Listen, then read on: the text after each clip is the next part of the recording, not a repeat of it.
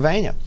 And from top to bottom, there were a lot of good jobs. People made good incomes producing coal for, there was a lot of electric plants that were constructed over in Indiana County, Homer City, Seward, Homestead, Conemaugh.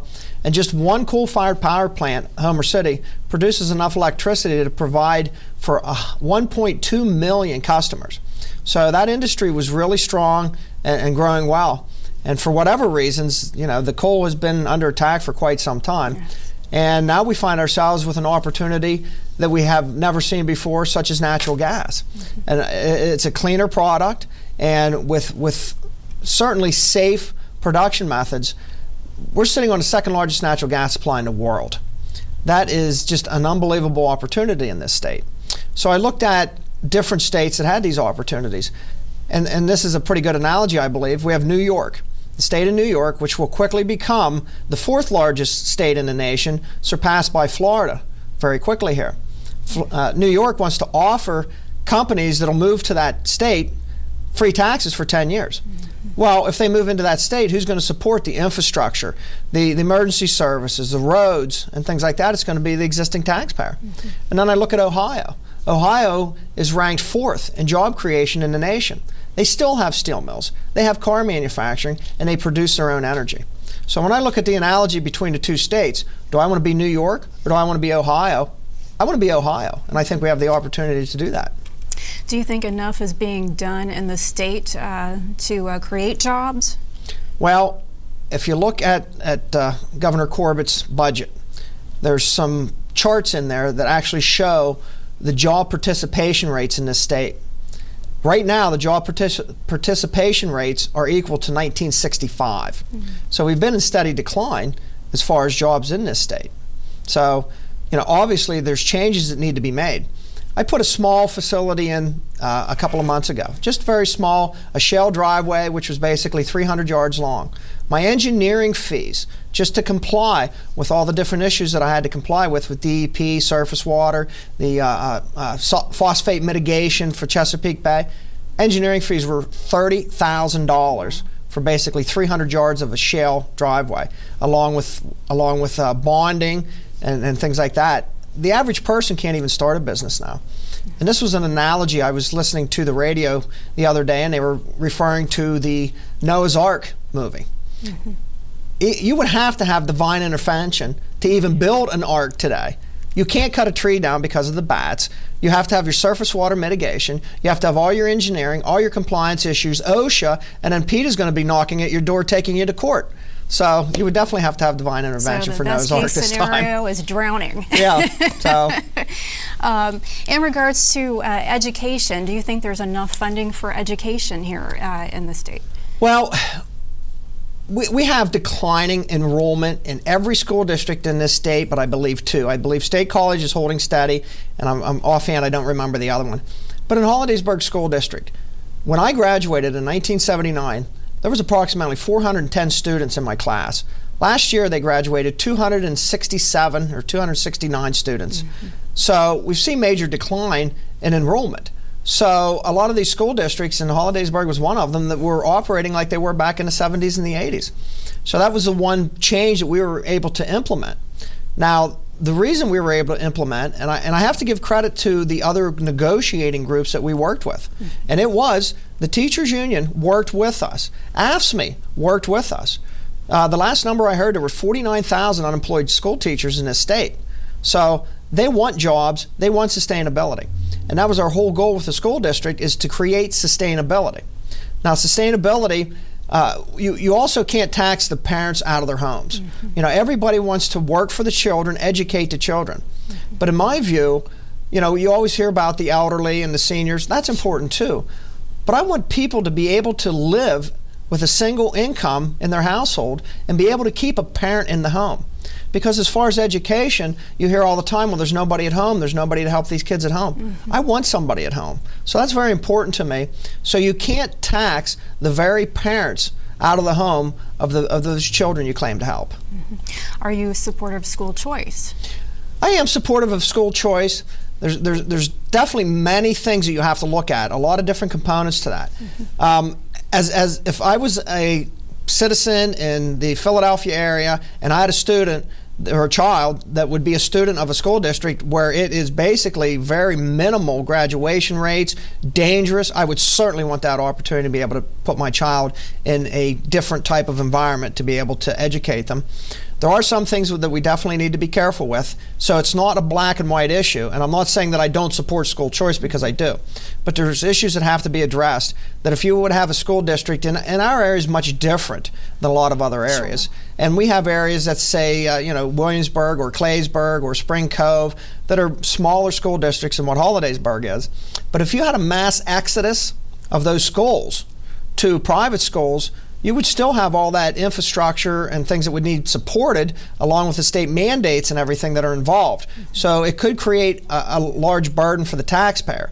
But I'm not saying that there aren't ways to handle this, but I think that obviously, as we did in the Hollidaysburg School District, efficiencies can be created. So I think that we're fortunate to live in an area in which we do, and the stress, we stress quality education. And that's demanded at every level. Mm-hmm. But I will say, as basically installing a new administration in the Hollidaysburg School District, and let me be clear, we asked for no retirements or furloughed any of the administration. The majority of them were at the end of their career, and they chose to move on. Mm-hmm. But you can really determine the outcome of your education by the leadership that is in position. I'll say the captain of the ship. So that really has a lot to do with the outcome of the education. When you get the right people in there that are truly concerned about the sustainability of the school district and the quality of the education, I think we can certainly improve that. Good. Well, I'm sure as a small business person and now being on the school board, you've had the opportunity to compare different styles of budgeting. Mm-hmm. And what have you learned from private sector as to opposed to public sector? Well, in the private sector, you don't have to participate if you choose not to. In the public sector, you do. And I would say that the administration of the school district, I would almost bet spend 75% of their time on compliance. So anytime you're dealing with the government, you have to fulfill all the compliance issues to get the funding for that student. So that's certainly much more difficult. And when you look at the total budget that the school district has, 70 to 75% are salaries and benefits. So once you meet all the compliance issues set forth by the Department of Education, meet all your salaries and benefits, you're down to a very small percentage of that budget. Mm-hmm. Now, in the Hollidaysburg School District, obviously the unfunded pension was... That was my next question. Was a huge issue. And the numbers that we had been working with at the time that we did our negotiations were basically $800,000 for the first year, $1.65 million for the second year, $2,047,000 for the third year, and $2.5 million for the fourth year of sustainable revenue mm-hmm. to the school district. These aren't one-time payments. Mm-hmm. So with that looming, we were basically told by our business manager we had to raise taxes by $5.5 million, and there was no way out of it. However, we felt that if there's no way out of it, then why raise the taxes? But it's easy to furlough. It's easy to raise taxes. It's hard to come up with new ideas and then be able to implement those changes. Mm-hmm. Ideas are good, but the implementation is where it's really difficult. So that's where we go back to the consensus. Mm-hmm. You have to be able to show, and what we did at the school district is show that we can provide a quality education with the funding that was available to us without having to raise taxes, without having to furlough teachers, and without having to eliminate programs. And we were successful in doing that. But as I stress, it was from cooperation from all groups, because we were able to show that this long-term sustainability not only benefited the school district, the employees in the school district, but also the education of the students. Mm-hmm. And in regards to pensions, what do you think should be done long-term here in Pennsylvania? I understand in the past, because the public pension funds were overfunded. So obviously back in the day, it was a Republican Governor Ridge and other people in the state felt, well, we'll give more pensions. I think that was definitely a mistake. If you felt obligated for some reason to do something with that extra money, this is one thing that I'm very careful with doing on the school board, is to implement things that are are going to impact future boards. I mean, we have contracts, they're 3-year, 5-year, some are even less than that. So future boards can make those determinations as the economy changes, as funding changes, as things like that. To implement a pension program like that is going to compel whoever follows forever what these pension decisions that you made at the time were certainly short-sighted and really not very considerate of those that were going to have to fund them. When I look at the contributions, and I'll say of the public employees, and many are teachers or Act 93 employees or whatever in the districts, and also other state employees. We have judges, and there's many people. But I know within the district, some of those contribution rates are fairly low. They could be 9%, 7%. I mean, they varied. A little bit more contribution probably would be more fair. Would you favor a 401k? Yes, I would. And the point being, if you remember years ago, there was a lot of school districts in this area that made investments into an investment broker that was in the area who ended up going bankrupt, and a lot of these school districts lost that funding. They just turned to the state, and the state reimbursed them for those poor decisions. So I'm not sure that that's necessarily something that should be done, but I'm not an expert in finance, and I don't claim to be. But there are people that are. And that's why in the structure of government, you have committees. And on those committees set people that are experienced in these. So that's the people that you reach out to. I mean, John McGinnis in the 79th District is an excellent example of that. So for me to say that I'm an expert in finance and how pensions should be operated, I'm not. But I'm willing to reach out to those that are and be able to find the common ground, find the reality of the things that we can implement, and work in that direction to implement them. All right. And on that note, we're going to go to a commercial break, and we'll be right back with Aaron Ritchey.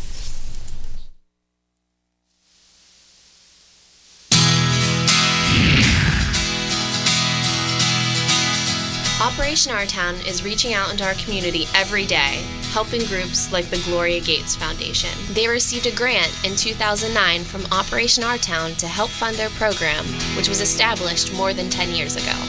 We now have children who've gone through our program and are out of high school, and they're young adults. And they're coming back and they're telling us the impact our after-school program had on them. So we know that we are reaching the kids. The Gloria Gates Foundation prides itself on teaching the children lessons that will stay with them throughout their life.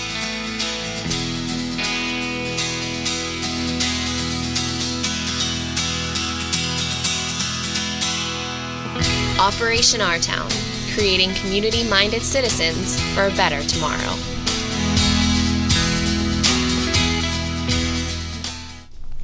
And welcome back to Speak Out, and we have here Aaron Ritchey running for the Pennsylvania House District 80 seat, and returning on to kind of going off onto the issues of Harrisburg, and the dynamics in Harrisburg these days makes it rather difficult, I would think, to accomplish goals. And what's your opinion? I don't know that would necessarily be the case. A really good experience that I had is when I was standing in the line in Harrisburg to turn in my petitions for statewide position. And I walked up to the line, and there was an individual there standing, a gentleman a little bit older than I am, in a suit and tie and whatever, and I went up and introduced myself. And he said, "I'm Jack Wagner." I said, "Well, my name's Aaron Ritchey, and I'm glad to meet you. Where are you from?" I didn't know Jack Wagner had been an Auditor General, and he was a Democrat from the south side of Pittsburgh. But I asked him about the cracker plant that Shell Oil was supposed to build out there to produce different liquids and things from the wet gas to produce plastics and chemicals and things like that. And he said to me, "Well, that's kind of a state secret." And I said, "Well," there really are no secrets. I said, "Where are you with that?" And we stood there and we talked about natural gas for 25 minutes. We talked about extraction fees. We talked about fracking. We talked about the Act 13 Marcellus Shell bill. We talked about transportation. We talked about natural gas across the turnpike. We talked about the decline of vehicle counts on the turnpike because it's become so expensive. So with individuals like that, I don't see a problem working with people. I mean, that is what we would consider, maybe in Blair County with our hardcore Republicans, as somebody that you don't reach out to. But I have to say that he was a very interested, very resourceful individual, basically sharing the things that they did through their audits as the Auditor General. And I didn't even know it at the time, but he was standing in line to run for the governor. So I guess the bottom line is, I guess it depends on the type of preconceived notions that you go there with. And I'm not intimidated by people. I am more than willing to reach out to anybody because I'm confident. And I'm confident in the principles in which I stand for. And I'm confident that we really all want to get to the same place. It's just how we get there. And I think that I've shown that experience and that ability to bring people together, to find those common goals, and to move in a positive direction. So when I was standing in that line, though, I did notice there was a lot of people just like me. I don't know if they're going to get elected. I don't know if I'll get elected. But it really inspired me even more to know